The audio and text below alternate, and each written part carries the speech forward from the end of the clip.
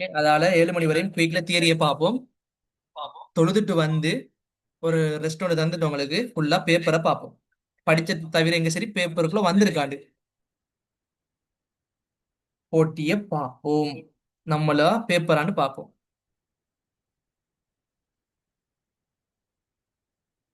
Okay students, screen share பண்றேன், விளங்கு தானே சொல்லுங்க.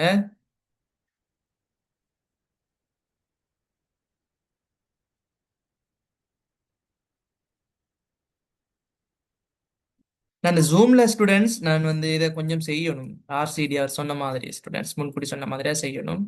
அது செஞ்சதுக்கு பின்னால எல்லாம் சரியாகிடும். worry பண்ண வேணாம். நெக்ஸ்ட் கிளாஸ் இந்த பிரச்சனை இருக்காது. நான் பார்க்கிறேன். ஓகே.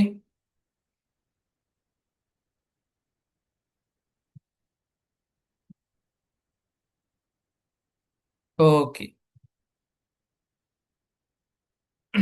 நம்ம என்ன பார்த்தோம் ஸ்டூடெண்ட்ஸ்? பாப்போம். யாரு இன்னும் பாடத்துல டச்சா இருக்காங்கன்னு சொல்லி இன்ட்ரெஸ்டிங்கா.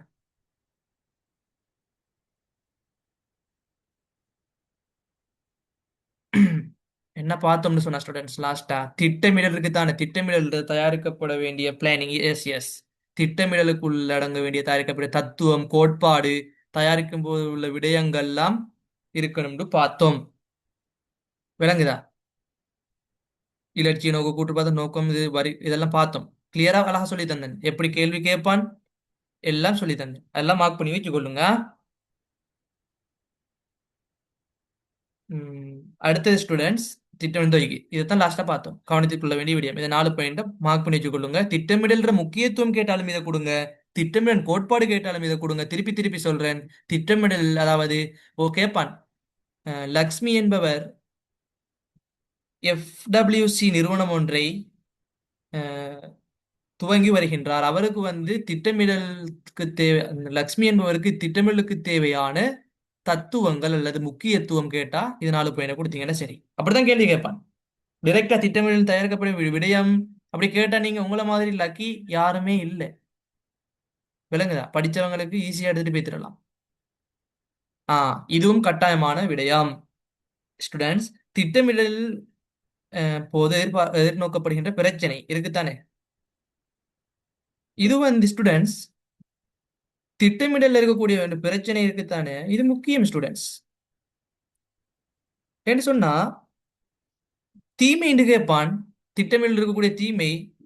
உதாரணம் லக்ஷ்மி நிறுவனத்தை வச்சு கேட்கிறான்டா. லக்ஷ்மிக்கு இருக்கக்கூடிய தீமை திட்டமிடலின் போது லக்ஷ்மிக்கு இருக்கக்கூடிய தீமை அல்லது லக்ஷ்மி எதிர்நோக்கக்கூடிய பிரச்சனை அல்லது பார்த்தீங்களா, திட்டமிடல் கேட்க மாட்டான். திட்டமிடல் ரீதியாக தகவல் தந்துட்டு எப்படி கேட்பான்டா கேள்வி. திட்டமிடல் ரீதியாக லக்ஷ்மி என்பவருக்கு உள்ளடங் எதிர்நோக்கக்கூடிய திட்டமிடல் பிரச்சினை அல்லது வரையறைன்னு கேட்டான்டா. நடைமுறையில் தேவையான, விளங்குதா, நடைமுறையில் தேவையான சரியான தகவல்களை பயன்படுத்தாம இருக்கிற இப்போ ஸ்டூடெண்ட்ஸ். இப்ப நான் வந்து இப்ப நடைமுறை என்ன ஸ்டூடெண்ட்ஸ், யூனிட் 1ல இருந்தவங்களுக்கு யூனிட் 18 வரையில ஏ லெவல் எக்ஸாம் ஒரு மாசத்துல வச்சுக்கிட்டு ஃபுல்லா ரிவிஷன் செய்யறதா செமினார்னு சொல்லிக்கிட்டு அல்ல. அல்லது நடைமுறைக்கு சாத்தியமாக குறிப்பிட்ட எந்த யூனிட்ல அதிகமாக மார்க்ஸ் கவர் பண்ணப்படுதோ நிறைய சேர்மார் என்ன செய்யறாங்கன்னு சொன்னா நிறைய பிள்ளைகள்கிட்ட அவங்களுடைய பிசினஸ் அதாவது பிரச்சனை இல்லை. யூனிட் 1ல இருந்து 18 வரையும் ரிவிஷன் சொல்லி எடுக்கிறாங்க. பிள்ளைகள் குழம்பிடுறாங்க. பாரிய சிலபஸ் திருப்பி எல்லாத்தையும் ரிவிஷன் பண்ணணும்ன்ற ஒரு எண்ணம் வந்துருது. விளங்குதா? அதான் நான் உங்களுக்கு சொல்லித்தரேன். நான் உங்களுக்கு நடைமுறைக்கு சாத்தியமானது நான் இப்ப பாருங்க கேட்டு திட்டமிடலின் போது எதிர்நோக்கக்கூடிய பிரச்சனை என்ன பிரச்சனை இருக்கு. மாணவர்கள் சலிப்புத்தன்மை ஏற்படுவாங்க. நான் இப்ப என்ன செய்வேன், 1ல இருந்து 18 வரையும் கிளாஸ் செஞ்சுட்டு போனதுல இருக்கக்கூடிய 60 பேரும் இருப்பாங்களா அப்படியே. சார் நான் பேசிக் படிச்சேன் சார், நீங்க யூனிட் 12 வரையும் வாங்க, நான் அப்ப கிளாஸுக்கு வரேன்னு போவாங்க. இப்போ கொஞ்சம் பேர் பேய்த்திருப்பாங்க. 60 பேர் 65 பேர் இருந்தாங்க. இப்போ கொஞ்சம் பேர் பேய்த்திருப்பாங்க. சார் மேனேஜ்மெண்ட் நான் படிச்சேன் சார், ஆனா எக்ஸாம் பேப்பருக்கு போனதுக்கு போற டேபிள்ல வச்சதுக்கு பின்னால பயனுறுதி மற்றும் வினைதிறனுக்கு நான் வேறுபாடு கேட்டா உங்களுக்கு அதுகிட்ட குழம்பும் ஸ்டூடெண்ட்ஸ். அதான் எக்ஸாம். நல்லா படிச்சுட்டு போனாலும் அதால உங்களுடைய இறைவனிடம் நீங்க நல்ல பிரார்த்தனை செய்தவனாக நீங்க போகணும். விளங்குதா? நடைமுறைக்கு தேவையான அளவு சரியான தகவல்களை பயன்படுத்தாமை. விளங்குதா? திட்டமின் பிரச்சனை நடைமுறைக்கு சாத்தியமான சரியான தகவலை பயன்படுத்தணும். இல்லாட்டி கஷ்டம், அவங்களுக்கு தான் நஷ்டம். ஆ ஈஸியான பாயிண்ட் சொல்றேன். ஆர்வம் அர்ப்பணிப்பு போதுமான அளவில் காணப்படாமை. ஆர்வம் இருக்கணும் ஸ்டூடெண்ட்ஸ். திட்டமிடலின் போது பிரச்சனை வர்றதுக்கு காரணம் என்ன தெரியுமா? ஆர்வமும் அர்ப்பணிப்பும் இருக்கணும். இல்லாட்டி கஷ்டம். நிறுவனத்தின் சகல மட்டத்தில் உள்ள ஊழியர்கள் தொடர்புபடுத்தப்படாமை. ஊழியர்கள் இருப்பாங்க, அவங்க வேலை செய்ய விட்டுட்டு அவங்களோட பாட்டுல விடுற அவங்கள. அதான் பெரிய மைனஸ் பாயிண்ட் அவங்க அதுகிட்ட. விளங்குதா? அடுத்தது திட்டமிடல் பயன்பாட்டின் போது அறிவு குறைவாக காணப்படுதல். ஒரு 4 பாயிண்ட ஞாபகம் வச்சு கொள்ளுங்க. திட்டமிடல் எவ்வளவு டீப்பானு பாத்தீங்களா? நம்ம பார்த்தோம் போய் திட்டமிடலுக்கு உள்ளடங்க வேண்டிய மார்க் பண்ணி கொள்ளுங்க. நான் சொல்லித்தாரேன், எதை எதை படிக்கணும்னு சொல்லி தந்திருக்கேன். திட்டமிடல் படிமுறையை பாருங்க. சரியா ஸ்டூடெண்ட்ஸ்? திட்டமிடல் உள்ளடங்க வேண்டிய விடயங்களை பாருங்க. அதுக்குள்ள தூர நோக்கு இலட்சிய நோக்கு வேறுபாடு பாருங்க. இலட்சிய நோக்கு கோட்டுக்கு தயாரிக்கும் பொழுது அதில் உள்ளடங்க வேண்டிய விடயங்களை பாருங்க. இலக்குகள் நோக்கு அதில் லைட்டா கொஞ்சம் பார்த்துக்கொள்ளுங்க. வணிக குறிக்கோள் ஒன்றில் இருக்க வேண்டிய பண்புகளை பாருங்க. எம்சிக்குள்ள கேட்பான். அடுத்தது அதெல்லாம் விட்டுட்டு அதெல்லாம் லைட்டா பார்த்துட்டு திட்டமிடலோட தத்துவம் இதை மார்க் பண்ணி வச்சு கொள்ளுங்க. அடுத்தது திட்டமிடலின் இருக்கக்கூடிய பிரச்சனை இதை கொஞ்சம் பார்த்து கொள்ளுங்க. 4 பையனை பாடமாக்கி வச்சு கொள்ளுங்க. அவ்வளவுதான் திட்டமிடல். இதை பாடமாக்கி வச்சிருந்த கேள்வி வந்தா சிதற விடுவீங்க பேப்பரை. நம்ம தானங்கால் ஸ்டூடெண்ட்ஸ் ஃபுல் மார்க்ஸை கவர் பண்ணி எடுத்துட்டு வந்துடலும். ஜென்ரலா கேள்வி கேட்க மாட்டான், அந்த நோட்ஸ் தான் கேள்வி. இப்போ ஒழுங்கமைத்தல் பார்க்க போறோம். ஒழுங்கமைத்தல் தொடர்பாக வரைவிலக்கணம் கேட்பானு கேட்டா வரைவிலக்கணம் கேட்க மாட்டான். நிறுவனத்தில் உருவாக்கப்பட்ட ஒரு நோக்கம் இருக்குதானே பாருங்க ஸ்டூடெண்ட்ஸ். நான் ஆரம்பத்துல சொன்ன மாதிரி எங்க சரி புது வேர்ட்ஸ் வந்திருக்கா? நிறுவனத்தில் நோக்கம் இந்த இருக்கு பாருங்க. நிறுவனத்தின் நோக்கம், இலக்கு.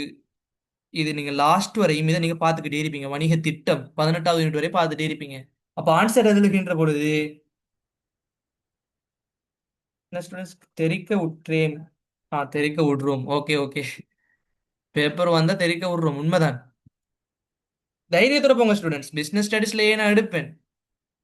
எனக்கு லாஸ்ட் அவர் சேர் வந்தாரு, கடவுள் மாதிரி வந்தாரு, ஃப்ரீயா செமினார் செஞ்சாரு. எனக்கு ஃபுல்லா ஹெல்ப்ஃபுல்லா இருந்துச்சு. சரி, ஒரு எண்ணம் ஒன்று இருக்கணும். விளங்குதா? செஞ்சாரு. அல்ஹம்துலில்லாஹ் வாழ்க்கையை ஒரு நல்ல செழிப்பா உருவாக்குனாரு. பெய்த்தாரு. எனக்கு துவா மட்டும் ப்ரே மட்டும் பண்ணிக்கொள்ளுங்க. சரியா ஸ்டூடெண்ட்ஸ்?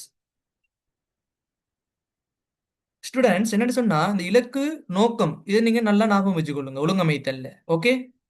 நிறுவனம் உருவாக்கப்பட்ட நோக்கம் மற்றும் இலக்கு. பாருங்க, விளைதிறன் மற்றும் பயனுறுதி விளைதிறன் இங்க வருது தானே, அந்த வளங்கள். இதை வச்சுத்தானே நிறுவனம் எல்லா ஆன்சரும். நீங்க கன்செப்ட் இதை ஞாபகம் வச்சுக்கொள்ளுங்க. அந்த நிறுவனத்தில் கூட வளங்கள் இந்த பாருங்க.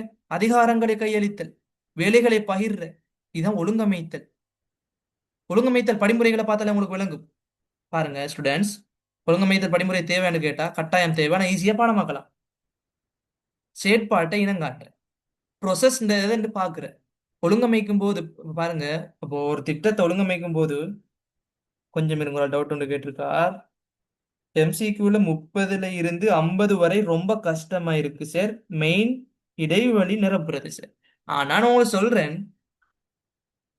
1ல இருந்து 30 வருதான கேள்வி. அதுல 28 அல்லது 30 மார்க்ஸ் எடுங்க. நீங்க கட்டாயம் எடுக்கணும். நீங்க இங்க இடைவெளி நிரப்பத்துல 5 மார்க்ஸ் போனா பிரச்சனை இல்லை, 5 எடுங்க. அங்கல 4 எழுதுறதுல 5 போனா பிரச்சனை இல்லை, 5 எடுங்க. 5 மார்க்ஸ், மொத்தம் 40 மார்க்ஸ். அப்ப உங்களுக்கு ஏ கன்ஃபார்மா வரும். விளங்குதா? விளங்குதானே ஸ்டூடெண்ட்ஸ்? ஃபர்ஸ்ட்டுக்கு நீங்க கன்செப்ட் விளங்கிக் கொள்ளுங்க, என்னத்தை சொல்றான்னு சொல்லி. எம்சிக்யூல விளங்குதா? நான் எம்சிக்யூ செய்வேன், எம்சிக்யூ பேப்பர் செய்வேன், செமினார் ஒன்று செய்வேன், கட்டாயம் செய்வேன், உங்களுக்கு சொல்லி தருவேன். ஓகே. பயப்பட வானாம். இப்ப நீங்க பாருங்க ஸ்டூடெண்ட்ஸ், நிறுவனம் இருக்குதானே, இப்ப ஒழுங்கமைத்தல் ஒன்று இருக்கணும். சரியா ஸ்டூடெண்ட்ஸ்? ஒழுங்கமைத்தல் இருக்கின்ற பொழுது செயற்பாடு இருக்குதானே, செயற்பாட்டை இனங்காண்ற ஒழுங்கமைத்தலின் போது இல்லாட்டி கஷ்டம். விளங்குதா? இப்ப அடுத்தது வேலையை பகிர்வு செய்யற. ஒவ்வொரு ஆட்கள்டையும் ஒவ்வொரு வேலையை கொடுக்குற. இப்ப நீங்க உதாரணமா ட்ரிப் போறீங்க. நீங்க சொல்றீங்க, டேய் நண்பர்கிட்ட உங்கள்ட்ட சொல்றீங்க, இப்படித்தாண்டா நீ கேஸ் பொடிய மாட்ட கேஸ் கலெக்ட் பண்ணி எடு. நீ ட்ரிப்புக்குரிய சமைப்பதற்குரிய அனைத்து பாத்திரங்களையும் எடு. ஒவ்வொரு வேலையும் பகிர்ந்து கொடுக்குற. ஃபர்ஸ்ட் செயற்பாடுகளை இனங்காணணும். ட்ரிப் போறோம்ன்றது இனம் காணணும், எங்க போறோம்ன்றது இனம் காணணும். ஒவ்வொருவருக்கும் ட்ரிப் போறதுக்குரிய அனைத்து விதமான வேலைகளையும் பகிர்ந்து கொடுக்கணும். பாருங்க ஸ்டூடெண்ட்ஸ், எவ்வளவு ஜென்ரல் உதாரணத்தை உங்களுக்கு சொல்றேன். நோட்ஸை பார்த்தா உங்களுக்கு செல்ஃபா படிக்கிற ஸ்டூடெண்ட்ஸ்க்கு இது விளங்காது. வேலை பகிர்வுண்டா ட்ரிப்போக்குள்ள நீங்க ஒண்ணு நீங்க யோசிச்சு கொள்ளணும். ஒவ்வொரு உங்களுடைய நண்பர்களுக்கும் ஒரு வேலையை கொடுப்பீங்க. அது திணைக்களப்படுத்துற டிபார்ட்மெண்ட் சொல்லுவாங்க. நீங்க ட்ரிப் போறதைய வச்சுக்கொள்ளுங்க. ஒரு டிபார்ட்மெண்ட் இருப்பாங்க சமைக்கிற, ஒரு டிபார்ட்மெண்ட் இருப்பாங்க நைட்ல தங்குறதுக்குரிய குடிசை அமைப்பாங்க. அதான் டிபார்ட்மெண்ட். ஆனா நீங்க நிறுவனத்தை வச்சு யோசிங்க. நான் உங்களுக்கு விளங்குறதுக்கு தான் அப்படி சொன்னேன். விளங்குதா? டிபார்ட்மெண்ட் இருப்பாங்க, மார்க்கெட்டிங் டிபார்ட்மெண்ட். அதற்குள்ள பலதரப்பட்ட வேலை செய்யக்கூடியவங்க இருப்பாங்க. படிமுறை அதிகாரங்கள் மற்றும் பொறுப்புகளை ஒப்படைச்சிட திணைக்களப்படுத்தினதுக்கு பின்னால இப்போ உதாரணமாக மார்க்கெட்டிங் இருக்கக்கூடியவங்களுக்கு நீ இந்த அதிகாரத்தை செய்யுங்க, உங்களுக்கு இந்த பொறுப்புன்றத ஒப்படைச்சிட. வேலை செய்வதற்கான நியமம் ஸ்டாண்டர்ட், அதாவது இதைத்தான் நீங்க செய்யணும் கட்டாயம்னு சொல்லி ஒரு நியமத்தை உருவாக்குற. அதற்கு பின்னால இருக்கக்கூடிய வளங்கள் என்ன இருக்கு? வளங்கள் உங்களுக்கு ஞாபகம் வரணும். அறிவு, தகவல், அதே மாதிரி நிலம், அதெல்லாம் வளங்கள்லாம் பகிர்ற. இந்தாங்க உங்களுக்குரிய வேலையை நீங்க செய்யுங்க. லாஸ்டா அனைத்தையும் இணைப்பாக்கம் செய்யற ஸ்டூடெண்ட்ஸ். விளங்கிட்ட ஸ்டூடெண்ட்ஸ்? எவ்வளவுதான் இதில் இருக்கக்கூடிய எவ்வளவு ஈஸியா பாடமாக்கணும் பாருங்க. செயற்பாடு, நான் ட்ரிப் போறேன், ஃபர்ஸ்ட் எங்க போகணும்னு பார்க்கணும். அதுக்கப்புறம் ஒரு ஆளுக்கு வேலையை கொடுக்கணும். அதுக்கு பின்னால குடிசை அமைக்கிறதுக்கு ஒரு ஆட்கள் இருப்பாங்க, அதை திணைக்களம் ஞாபகம் வச்சுக்கொள்ளணும். அதுக்கு பின்னால் அதிகாரங்கள். விளங்குதா? தன் ஸ்டூடெண்ட்ஸ் வேலை செய்வதற்கான நியமங்களை உருவாக்குற, வளங்களை பகிர்வு செய்ய இணைப்பாக்கம் செய்யற. அதுக்கு நீங்க விளக்கம் கொடுக்குறேன்டா. நீங்க லைட்டா பாயிண்ட் உங்கள்ட்ட இருக்கக்கூடிய நோட்ஸ்ல லைட்டா கொஞ்சம் பார்த்துக்கொள்ளுங்க. இந்த வேலை பகிர்வின் அனுகூலம் மற்றும் பிரதிகூலத்தை நீங்க கட்டாயம் ரெட் மார்க்ல மார்க் பண்ணி வச்சு கொள்ளுங்க. 2 பேப்பருக்கு தானே ஸ்டூடெண்ட்ஸ் எதிர்பார்க்கக்கூடிய 2 பேப்பர் வச்சிருக்கிறேன். அந்த 2 பேப்பர்லையும் நான் ரெண்டுக்கும் டிஃபரன்ஸ் பார்த்தேன். இந்த கேள்வி அப்படியே போட்டிருக்கான். ஒரு நபர் வேலை பகிர்வின் போது, அதாவது வேலை செய்கின்ற பொழுது, வேலையை பகிர்வு செய்யும் போது ஏற்படக்கூடிய அனுகூலம் 2, பிரதிகூலம் 2 குறிப்பிடுக. 2 பாக்ஸை கேட்டிருந்தான். விளங்குற ஸ்டூடெண்ட்ஸ்? அவ்வளவுதான் ஸ்டூடெண்ட்ஸ். அப்ப நீங்க என்ன எழுதணும்? வேலை பகிர்வின் போது என்ன நன்மை இருக்குன்னு கொஞ்சம் உங்களுக்கு இலகுவா சொல்லித்தரேன். நான் பச்சையா மார்க் பண்ணி வச்சுக்கேன் பாருங்க, கிரீன் கலர்ல. வேலை பகிர்வுத உதாரணமாக, நீங்க ட்ரிப் போறதுக்கு காசு எடுக்கிறதுக்கு ஒரு ஆள்கிட்ட கொடுக்குறீங்க, சாப்பாடு சமைக்கிறதுக்கு ஒரு ஆள்கிட்ட கொடுக்குறீங்க, குடிசை அமைக்கிறதுக்கு ஒரு ஆள்கிட்ட கொடுக்குறீங்க. கொடுத்ததற்கு பின்னால பயிற்சிக்கான கிரயம் குறைவாக இருக்கும். ஓகே. அது ஸ்டூடெண்ட்ஸ் இப்ப பயிற்சிக்கான கிரயம் குறைவாக இருக்கும்னு சொன்னா, தனிப்பட்ட ரீதியாக அனைவருக்கும் ஒப்படைக்கும் போது கிரயம் குறைவாக இருக்கும். தொழிலை கற்றுக்கொள்வதற்கும் காலம் மிக குறைவு. அப்போ ஒவ்வொரு டிபார்ட்மெண்ட் கொடுக்கின்ற பொழுது ஸ்டூடெண்ட்ஸ் அதான் கேக்குது, வாங்க கேக்குது. கொஞ்சம் பேசாம இருப்போம். ஓகே, வாங்க முடியட்டும்.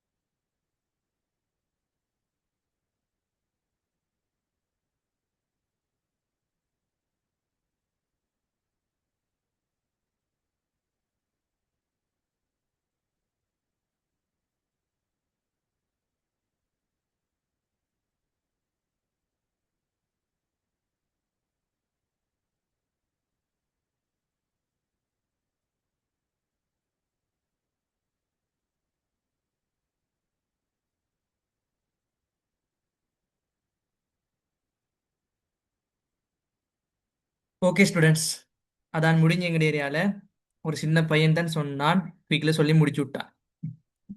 அல்ஹம்துலில்லாஹ் போதும். ஸ்டூடெண்ட்ஸ் வேலை பகிர்வின் போது ஒவ்வொரு டிபார்ட்மெண்ட்டுக்கும் கொடுக்கின்ற பொழுது ஸ்டூடெண்ட்ஸ் அவங்களுக்கு என்ன நன்மை ஏற்படும் வேலையை பகிர்ந்து பகிர்ந்து கொடுக்கறதால? பாருங்க, வெளியீட்டின் தரம் உயர்வாக இருக்கும். பாருங்க அந்த இருக்கு, வெளியீட்டின் தரம் உயர்வாக இருக்கும். ஏன் வெளியீட்டின் தரம் உயர்வாக இருக்கும்? எல்லா வேலையும் ஒரு ஆளுக்கு கொடுத்தா அதே தரத்துல அவர் வெளியிட்டு தருவாரா? இல்ல ஸ்டூடெண்ட்ஸ். இப்ப உதாரணமா பாருங்க ஸ்டூடெண்ட்ஸ், வெளியீடு இருக்குதானே, அதை பெர்ன்னு சொன்னா அஹ், ஒவ்வொரு ஒரு டிபார்ட்மெண்ட்டுக்கும் கொடுக்கின்ற பொழுதுதான் அதற்குரிய வெளியீடு மிக தரமாக இருக்கும். விளங்குதா? அதான் மெயின், தரம் உயர்வாக இருக்கும். ஓகே, வெளியீடு அதிகரிக்கும், குயிக்ல குயிக்ல எல்லாம் செய்யலாம். ஒரே ஒரே நபர் எல்லாத்தையும் செய்ய போனா கால அவகாசம் வேண்டும். வெளியீடு அதிகரிக்கணும்னு சொன்னா, இப்போ பாருங்க உதாரணமாக, குடிசை ஒரு ஆள் கட்டுறாரு, சமைக்கிறது ஒரு ஆளு அப்படின்னு சொன்னா அது என்ன ஸ்டூடெண்ட்ஸ்? அது வெளியீடு என்ன செய்யும்? குறையும். ஆனால் டிபார்ட்மெண்ட் வந்து ஒவ்வொருவருக்கும் பகிர்வு செய்கின்ற போது, வேலை பகிர்வின் அனுகூலம் வந்து கேட்கின்ற பொழுது வெளியீடு அதிகரிக்கும். எல்லாருக்கும் ஒவ்வொரு ஒரு திணைக்களத்தை ஒப்படைக்கும் போது அதிகரிக்கும். விரயம் குறைவடையும். அதாவது இப்போ ஒரு ஆள் செய்கின்ற பொழுது எது விரயம் எது நஷ்டம் விளங்காது. செஞ்சுட்டு போவாரு, லாஸ்ட்ல செலவு அதிகரிக்கும்.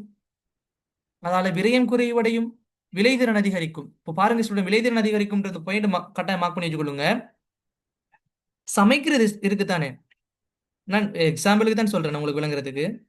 சமைக்கிறது இருக்குதானே, இந்த சமைக்கிறத கொடுக்கறது சமைக்க தெரிஞ்சாக்களுக்கு தான் கொடுப்பாங்க. அதே மாதிரி மார்க்கெட்டிங் டிபார்ட்மெண்ட்ல மார்க்கெட்டிங் செய்யக்கூடியவர்களுக்கு மாத்திரம் தான் அந்த டிபார்ட்மெண்ட்டை ஒப்படைப்பாங்க. அதை மட்டும் மாத்திரம் அவங்களுக்கு கொடுத்தா சாரி அவங்களுக்கு கொடுத்தா வினைத்திறன் அதிகரிக்கும். அவங்க அந்த வேலையைத்தான் வினைத்திறனாக செயற்படுவாங்க. எஃபிசியன்சி.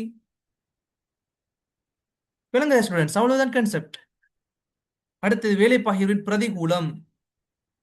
வேலை பகிர்வின் பிரதிகூலம் வந்து ஸ்டூடெண்ட்ஸ் நீங்க ஞாபகம் வச்சுக்கொள்ளணும். பிரதிகூலம் நீங்க ஞாபகம் வச்சுக்கொள்ளணும். வேலையில் அலுப்பு ஏற்படும். இப்ப வேலையை ஒரு ஆள்கிட்ட கொடுத்தா, ஒரு வேலையை கொடுத்தா அந்த வேலை தொடர்பாக அவருக்கு என்ன செய்யும்? அலுப்புத்தன்மை ஏற்படும். விளங்குதா? அலுப்புத்தன்மை ஏற்படும். விளங்கும். ஒரு ஆள் எந்த ஏரியான்னு சொல்லி கேட்குறாங்க, லாங்குவேஜ்ல வச்சு மதிக்கணும். ஈஸ்டர்ன் சைடா இருக்கு என்று சொன்னால் ஒவ்வொரு வேர்ட்ஸ் உச்சரிப்பு வந்து மதிக்கலும். ஒவ்வொரு டீச்சர்ஸ் மாரும் ஒவ்வொரு ஏரியாவில இருந்து படிச்சு கொடுப்பாங்க. அவங்களோட வேர்ட்ஸை வச்சு மதிக்கலும். சில ஸ்டூடெண்ட்ஸுக்கு ரெண்டு வேர்ட்ஸை வச்சு மதிக்கலும், ஈஸ்டர்ன் சைட்னு சொல்லி ஈஸியா. ஓகே, இப்போ அது தேவையில்லை, நம்மளுக்கு எக்ஸாம் இருக்கு ஸ்டூடெண்ட்ஸ். இப்போ நான் எந்த ஏரியான்னு உங்களுக்கு விளங்கணும். ஸ்டூடெண்ட்ஸ், வேலை பகிர்வு பிரதிகூலம். வேலையில அலுப்பு ஏற்படும். ஒரு வேலையை கொடுத்தா அவருக்கு அதே செஞ்சு, இப்போ டைலர் ஷாப் இருக்கு தானே ஸ்டூடெண்ட்ஸ், அதை எடுத்துக்கொள்ளுங்க. தச்சு தச்சு அவருக்கு ஏலா ஒரு 10 வருஷத்துக்கு பின்னால வெளிநாடு கிளம்புற. ஏன் வெளிநாடு கிளம்புற? அவருக்கு அந்த தொழிலை செய்யலுமே. தொடர்ச்சியாக அதை செஞ்சால் அவருக்கு ஒரு பாரிய ஒரு அலுப்பு ஏற்படும். வேலையில் களைப்பு அதிகமாகும். பாருங்க, உண்மை. ஊழியர்களிடையே ஊழியர்களில் ஏற்படும் தொடர்பு குறைவு. ஒரு ஊழியர் தவறு செய்தால் முழு நிறுவனம் மற்றும் முழு உற்பத்தியையும் பாதிக்கும். விளங்குதா ஸ்டூடெண்ட்ஸ்? அதை விளங்கி கொள்ளுங்க. இதை பாயிண்ட 2 இல்ல 4 பாயிண்ட ஞாபகம் வச்சு கொள்ளுங்க. அவ்வளவுதான். ஓகே, இப்ப என்ன சொன்ன ஸ்டூடெண்ட்ஸ், நம்ம வந்து முக்கியமான விடயங்கள்லாம் நிறைய மார்க்ஸுக்கு பார்த்துட்டோம். நம்ம பேப்பர் செய்யக்குள்ள விளங்கும் என்ன சார் அவ்வளோத்த படிச்சு தந்திருக்கீங்க. உங்க பேப்பர் செய்யக்குள்ளே உங்களுக்கு ஞாபகம் வரும். சரி, இந்த வேர்ட்ஸ் எல்லாம் நீங்க சொன்னீங்களே, அந்தந்த கேள்வி எல்லாம் கேட்டிருக்கானே அப்படியே ஒரு வித்தியாசம் இல்லாம சின்ன பிள்ளைகளுக்கு மாதிரி கேள்வி கேட்டிருக்கான். என்ன சார் இதுக்கு பேப்பர்? அப்ப உங்களுக்கு அடிச்சு துவை கேளும் பேப்பரை. ஆனா ஒரு 2 நாள் டச் விட்டுறாதீங்க. இந்த 1 மந்த்ல பிசினஸ் ஸ்டடிஸ் படிக்கிறத டச் விட்டுற வேணாமா? 2 நாள் டச் விட்டுற வேணாம், 3 நாள் டச் விட்டுற வேணாம், கஷ்டம். அடுத்தது ஸ்டூடெண்ட்ஸ், இப்போ ஒரு 10 நிமிஷத்தால பிரேக் கொண்டு தருவேன். அஹ், கொஞ்சம் ரெஸ்ட் எடுத்துட்டு தொழுதுட்டு அஹ், எல்லாரும் வாங்க. இப்போ இதை கொஞ்சம் பார்ப்போம். தியரியை கொஞ்சம் குயிக்கில் முடிக்கணும் பேப்பர் பார்க்கறதுக்கு. நெக்ஸ்ட் சீசன்ல இருந்து. ஓகே, தொழிற்பாட்டு அடிப்படை கர்மம் ஃபங்க்ஷனல் பேசிஸ் சிஇஓ இருக்கு தானே. அது மாதிரி சீஃப் எக்ஸிகூட்டிவ் ஆபரேசர், அதாவது பிரதான கட்டளையிடும் உத்தியோகத்தர். அதுல செயல்முறை, நிதி, சந்தைப்படுத்தல், மனித வளம், அதே மாதிரி வந்து ஆராய்ச்சியும் அபிவிருத்தி, இது உள்ளடங்கலாக அனைத்தையும் கண்காணிக்கக்கூடியவர். ஆரம்பத்திலே சொல்லி தந்துட்டேன், சிஇஓ, உயர் அதிகாரி, உயர்மட்ட முகாமையாளர். ஓகே, அதை திருப்பி சொல்லியிருக்கான். அதே கான்செப்ட் தான், சும்மா தந்திருக்கான். இதை வச்சு கேள்வி கேட்பான்னு கேட்டா அவ்வளவுக்கு நீங்க இதை சும்மா நார்மலா சார்ட்டை ரீட் பண்ணி கொள்ளுங்க. ஓகே ஸ்டூடெண்ட்ஸ், அதிகாரங்களையும் பொறுப்புகளையும் ஒப்படைத்தல், வேலை செய்வதற்கான நியமங்களை உருவாக்குதல், வளங்களை பகிர்வு செய்யற, ஒருமுகப்படுத்துற, இதெல்லாம் வந்து நீங்க என்ன செய்யுங்கன்னு சொன்னா செயல்முறையை படிமுறையை பாடமாக்கிட்டு ஒழுங்கு ஒழுங்கு, அதாவது பெஸ்ட்டுக்கு தீர்மானம் எடுத்தல்ற படிமுறைய ஒரு ஷார்ட் நோட்டா எடுங்க. நெக்ஸ்ட், திட்டமிடல்ற படிமுறைய ஒரு ஷார்ட் நோட்டா எடுங்க. நெக்ஸ்ட், ஒழுங்கமைத்தலுடைய படிமுறைய ஒரு ஷார்ட் நோட்டா எடுங்க. தெளிவா அழகா படிச்சு கொள்ளுங்க, மாற்றம் இல்லாம. விளங்குதா? தியரியில இருக்கக்கூடிய படிமுறையை பாடமாக்க என்ன சில ஸ்டூடெண்ட்ஸ் குழம்பும், அதை மட்டும் வேற எடுத்துக்கொள்ளுங்க. விளக்க சொன்னா லைட்டா அந்த பாயிண்ட வச்சு நம்ம கொடுக்கல. விளங்குதா? அடுத்தது வந்து நிறுவனம் ஒன்றின் வெற்றிக்கு ஒழுங்கமைத்தலின் முக்கியத்துவம். இது கட்டாயமாக ஸ்டூடெண்ட்ஸ், நிறுவனம் ஒன்றுக்கு வந்து இது கேட்கப்படும் கேட்டா கேட்கப்படலாம் அல்லது கேட்கப்படாமையும் இருக்கலாம். என்ன சொன்னாலும் இந்த கேள்வி வந்து கேட்டு மிச்ச காலம் ஆயிட்டு, 2000 எத்தனை பாஸ் பேப்பர்ல கேட்டிருந்தாங்க. அப்ப பாஸ் பேப்பர் கேள்வியை தான் ஸ்டூடெண்ட்ஸ் தூக்கி தூக்கி பழைய 2018 இருக்கக்கூடியதாக இருக்கலாம், பழச பழச அப்படி தூக்கி போடுவான். நிறுவனம் ஒன்றின் வெற்றி இருக்குத்தானே, அதுக்கு ஒழுங்கமைத்தல் எவ்வாறு வழிவகுக்கும் அல்லது முக்கியத்துவம். ஆஹ் நிறுவனம் ஒன்றிற்கு ஒழுங்கமைத்தல் எதற்கு தேவை என்றால், நிறுவனத்தின் உத்தேச நோக்கம் மற்றும் இலக்குகளை வெற்றிகரமாக அடையறதுக்கு வந்து பாருங்க ஸ்டூடெண்ட்ஸ், எத்தனை முறை நோக்கம் இலக்குன்னு சொல்லியிருப்போம். எங்க சரி நோக்கம் மற்றும் இலக்குன்னு சொல்லாம வேர்ட்ஸ் வந்திருக்கா? பாருங்க ஸ்டூடெண்ட்ஸ், அந்த கான்செப்ட் எடுத்து நிறுவனம் ஒன்றின் வெற்றிக்கு ஒழுங்கமைத்தல் எவ்வாறு முக்கியத்துவம்னு சொல்லி கேட்ட கேள்வி, உத்தேச நோக்கத்தை மற்றும் இலக்குகளை வெற்றிகரமாக அடைந்து கொள்வதற்கு உதவும். அதே மாதிரி பிளான், திட்டம் இருக்குத்தானே, அதை வெற்றிகரமாக அடைந்து கொள்வது மற்றும் நடைமுறைப்படுத்துவதற்கு அடிப்படையாக அமையும். அதே மாதிரி வந்து பதவி, அதிகாரம் மற்றும் பொறுப்புகளை ஒவ்வொருவரோடும் ஒப்படைப்பாங்க தானே, இதை நீங்க செய்யுங்க. டிபார்ட்மெண்ட்ல நீங்க அதனால் நீங்க செய்யுங்க, அஸ்பாக் நீங்க செய்யுங்க. பகிர்ந்தளிக்கின்ற பொழுது பதவிகளுக்குரிய வெற்றிகரமாக நிறைவேற்றிக் கொள்ளக்கூடியதாக இருக்கும். விளங்குதா? அதான் ஸ்டூடெண்ட்ஸ், ஒவ்வொரு டிபார்ட்மெண்ட்டுக்கும் ஒவ்வொன்று ஒப்படைச்சக்குள்ள வந்து அதை வெற்றிகரமாக நிறைவேற்றிக் கொள்ளக்கூடியதாக இருக்கும். அதை ஞாபகம் வச்சுக்கிட்டீங்கன்னா சரி. ஓகே, எவ்வளவு ஈஸி கான்செப்ட்னு பாத்தீங்களா, எவ்வளவு ஈஸியா யோசிக்க கூடியதுன்னு சொல்லி. அதான் ஸ்டூடெண்ட்ஸ். அடுத்தது ஸ்டூடெண்ட்ஸ், ஒழுங்கமைத்தலின் முக்கியத்துவத்தை நீங்க 4 பாயிண்ட பாடமாக்கி வச்சுக்கொள்ளுங்க. எதை சொன்னு உங்களுக்கு விளங்கிருக்கு. நான் ஷார்ட் மெத்தட்ல தான் போறேன். இந்த பாயிண்ட வச்சு உங்களுக்கு ஒரு ஓவர் கூடவே விளக்கப்படுத்தலாம். ஆனால் அப்படி விளக்கப்படுத்தினால் உங்களுக்கு சிலபஸ் மிக பாரிய விரிவாக விளங்கும். ஷோர்ட்டாக சொல்லுகின்ற பொழுது உங்களுக்கு விளங்கமும் கூட பேப்பரும் செய்வதற்கு இலகுவாக இருக்கும். உங்களுக்கு நாலேஜ் வேணும்னு சொன்னால் A-level முடிந்ததற்கு பிறகு உங்களுக்கு தனியாக AATCA பற்றி உங்களுக்கு ஒரு இன்ட்ரோடக்ஷன், ஒரு கிளாஸ் ஒன்று செய்வேன். நெக்ஸ்ட் ஸ்டூடெண்ட்ஸ், இந்த கேள்வி இந்த முறை வாரத்துக்கு வந்து ஸ்டூடெண்ட்ஸ் இதோட 4வது விடயம். இதை கட்டாயமாக மார்க் பண்ணி வச்சுக்கொள்ளுங்க. இந்த முறை இந்த சைட்ல தான் கேள்வி அதிகமாக எதிர்பார்க்கப்படுகின்றது. நான் வச்சிருக்கக்கூடிய பேப்பர் 2 பேப்பர்லையும் இதுவும் ஒன்றாக இருக்கு. இந்த தியரியை பார்த்துட்டு உங்களுக்கு ஒரு 10 மினிட்ஸ், 10 மினிட்ஸ், ஒரு 15 மினிட் இல்லை ஒரு 20 மினிட்ஸ் டைம் தரேன்னா, சிறந்த ஒழுங்கமைத்தல் ஒன்றுக்காக கவனம் செலுத்த வேண்டிய எண்ணக்கரு, இதை கேட்பான். ஸ்ட்ரக்சர்ல 4 பாயிண்ட்கள் வருதுக்கு சில டைம்ல சிறந்த ஒழுங்கமைத்தல் இருக்கு தானே, அதை கவனம் செலுத்த வேண்டிய எண்ணக்கரு, முக்கியத்துவம், அதை கேட்பான். கட்டளை சங்கிலின்னு எழுதுங்க. கட்டளை இடலை நோரினத்து, இது புது வேர்ட்ஸா இருக்கு சார், எப்படி சார் ஞாபகம் வச்சுக்கொள்ற? நிறைய ஸ்டூடெண்ட்ஸுக்கு மேனேஜ்மெண்ட்ல தான் பிரச்சனை. கட்டளை சங்கிலின்னு என்ன சார்? அதிகாரம் பொறுப்பு பிரச்சனைல விளங்கும். கட்டுப்பாட்டில் விசாலம் என்ன சார்? கட்டளையிடலின் ஓரித்தன்மை என்ன சார்? அமைப்பு வரைபடம் என்ன சார்? இதெல்லாம் கேள்விக்கு இந்த மாதிரி கட்டாயம் எதிர்பார்க்கப்படும். இதை கட்டாயம் நோட் பண்ணி நல்ல பாடமாக்கி வச்சுக்கொள்ளுங்க. எம்சிக்யூ அல்லது பாட்டுடைய இதை போடாம இந்த மாதிரி பேப்பர் வராது. ஓகே, நீங்க ஏலவல் பேப்பரை செஞ்சதுக்கு பின்னால் எனக்கு வந்து மெசேஜ் போடுங்க, சார் நீங்க சொன்னது எக்ஸாமுக்கு வந்திருக்கு, நீங்க சொன்ன கைட்ல பேப்பர் வந்திருக்குன்னு சொல்லி மெசேஜ் போடுங்க. கட்டளை சங்கிலின்னா உங்களுக்கு சொல்லித்தரேன். ஓகே, கட்டளை சங்கிலி நான் சொல்லித்தரேன் பாருங்க. நிறுவனம் இருக்கு தானே ஸ்டூடெண்ட்ஸ், உயர்மட்ட முகாமையாளர் இருக்காங்க தானே, நான் கொஞ்சம் கட்டளை சங்கிலின்னா உயர்மட்ட முகாமையாளர் நான் வச்சுக்கொள்ளுங்க. உயர்மட்ட முகாமையாளரிலிருந்து கீழுள்ள ஊழியர் இருக்காங்க தானே. இப்ப சிஇஓவிடமிருந்து கீழ்மட்ட ஊழியர் வரை பாய்ந்து செல்லல், இதை நான் வச்சுக்கொள்ளுங்க. பாய்ந்து செல்லல்டா சங்கிலி, அதாவது சங்கிலி கொம்பு போடுவோம் இப்படி, அப்படி நான் வச்சுக்கொள்ளுங்க உங்களுக்கு ஞாபகம் நிற்கிறதுக்கு. உயர்மட்ட முகாமையாளரிடமிருந்து கீழ்மட்ட முகாமையாளருக்கு பாய்ந்து செல்லல் கட்டளையிடும் சங்கிலி எனப்படும்.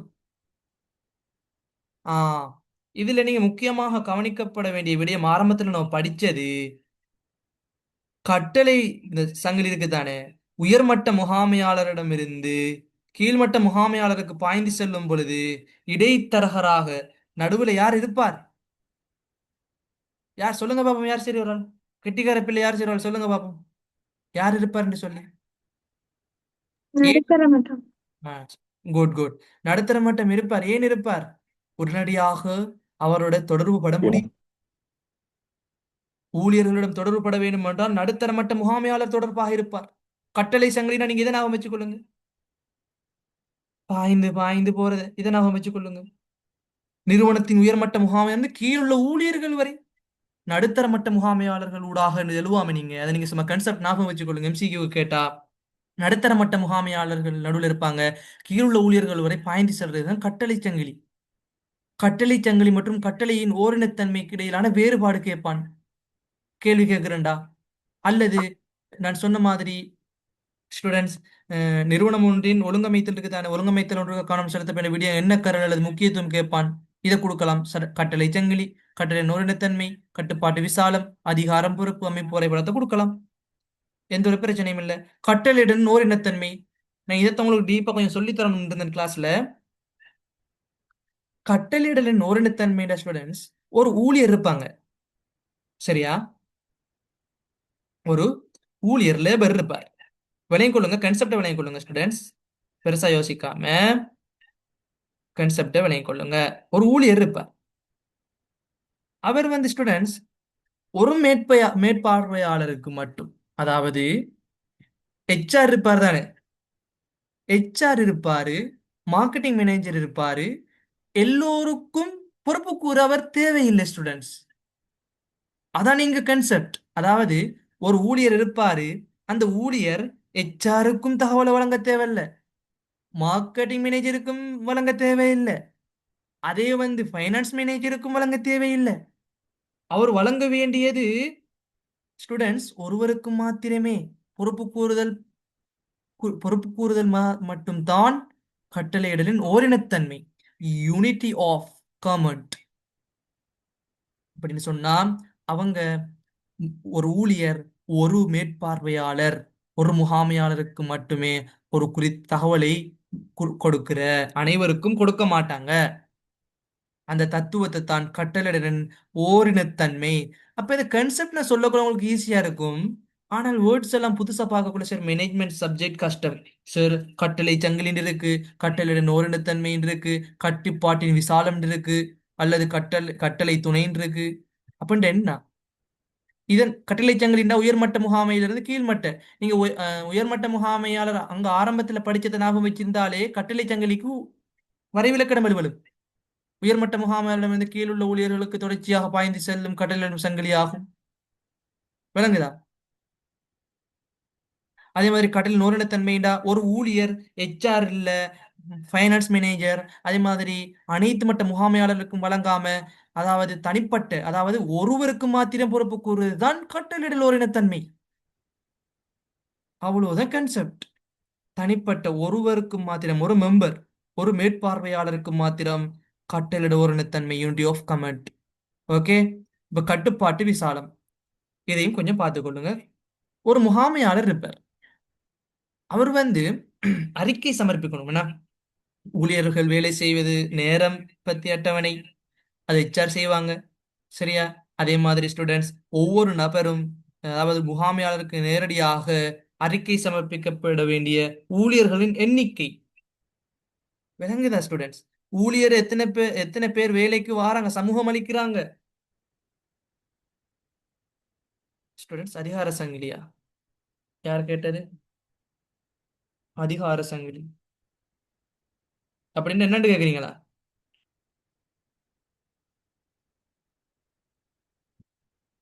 ஸ்டூடெண்ட்ஸ், அதிகார சங்கிலின்னு சொன்னா நீங்க ஒண்ணுமே யோசிக்க தேவையில்ல. அதிகாரம் வந்து நடுத்தர மட்ட முகாமையாளர்கிட்ட இருக்குமா, கீழ்மட்ட முகாமையாளர்கிட்ட இருக்குமா, உயர்மட்ட முகாமையாளர்கிட்ட இருக்குமா? அதை யோசிக்கணும். அதற்கு பின் நான் ஆன்சர் எழுதுகின்ற பொழுது, அதிகாரம் வந்து உயர்மட்ட முகாமையாளரிடமிருந்து தான் இரண்டு மட்டத்திலும் தொடர்புபடும். அப்ப நீங்க கட்டளை சங்கிலிக்கு இருக்கக்கூடிய வரைவிலக்கணத்தை அப்படியே எழுதாலும் அதிகார சங்கிலிக்கு வரைவிலக்கணம் பொருந்தும். Okay, easy students. அவ்வளோக்கெல்லாம் நீங்க யோசிக்க தேவையில்லை. விளங்கிட்டா? நேத்து ஒரு ஸ்டூடெண்ட்ஸ் கேட்டிருந்தாங்க, நைட் ஒரு 11 மணிக்கு ஒரு பேப்பர் ஒன்று போட்டிருந்தாங்க, மார்க்கெட்டிங்ல ஒரு கேள்வி ஒன்று, நல்ல கேள்வி. அந்த செமினார் செய்யும் பொழுது அந்த கேள்வியை உங்களுக்கு விளக்கப்படுத்துவேன். ஓகே. கட்டுப்பாட்டு விசாலம்னா பார்த்தாச்சு. ஆனா இதை கொஞ்சம் பார்த்துக்கொள்ளுங்க. அகன்ற கட்டுப்பாட்டு துணை, நம்ம இதை வந்து அகன்ற கட்டுப்பாட்டு துணையும் இருக்கு, ஒடுங்கிய கட்டுப்பாட்டு துணையும் இருக்கு. இது பெருசா கேள்விக்குள்ள வராது, சும்மா லைட்டா பார்க்கணுமா. நான் வந்திருக்கு கேள்விக்குள்ள, ஆனா இந்த முறை எதிர்பார்க்கப்படாது. ஆனால் இரண்டை பாடமாக்கி வச்சுக்கொள்ளணும் கட்டாயம். நான் என்ன சொன்னால், அஹ், அஹ், அதிகாரம் பொறுப்பு இருக்கு, இது கட்டாயம். அடுத்தது வந்து அதிகார கையளிப்பு இருக்கு, கட்டாயம். பன்முகப்படுத்தப்பட்டவை, பயன்படுத்தப்பட்டவை, இது கட்டாயம். அடுத்தது வந்து அதிகார பகிர்வு, அதிகாரம் மையப்படுத்தல், அது இரண்டு, அனுகூலம் பிரதிகூலம் கட்டாயம். வகைகூறல், அமைப்பு வரைபடம், ஒழுங்கமைத்தல் வரைபடம், இது கட்டாயம். அஹ், அவ்வளவுதான் ஸ்டூடெண்ட். அப்புறம் நெறிப்படுத்தல சும்மா லைட்டா தலைமைத்துவம் கட்டாயம். ம், ஒரு ஒரு மார்க்ஸை வச்சு கேள்வி கேட்பான். ஈஸியா விளங்கி எடுக்கக்கூடியதாக இருக்கும். அடுத்தது வந்து ம், தலைமைத்துவ பண்பு, இது ஈஸியா நான் உங்களுக்கு சொல்லித்தரேன். ஊக்கப்படுத்தல், 2024 பாஸ் பேப்பர்ல கேட்டிருந்தான். நிதிசார் ஊக்குவிப்பு, நிதிசாரா ஊக்குவிப்பு எல்லாம் கேட்டிருந்தான். 2024 பாஸ் பேப்பர். ஓகே. தொடர்பாடல், முறைசாரா தொடர்பாடல், முறைசாரா தொடர்பாடல், அதுக்கு வேறுபாடு கேட்பான். கேட்கிறேன்டா கேள்வி எப்படித்தான் கேட்பான், அதை விலைங்க எடுத்தா சரி. கட்டுப்பாடு, இவ்வளவு தான் பார்க்க வேண்டியிருக்கு ஸ்டூடெண்ட்ஸ்.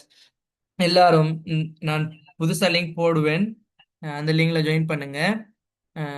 என்ன சொன்னா, நம்ம இதுல விட்டோம், கட் ஒழுங்கமைத்தல் கட்டுப்பாடு சங்கிலி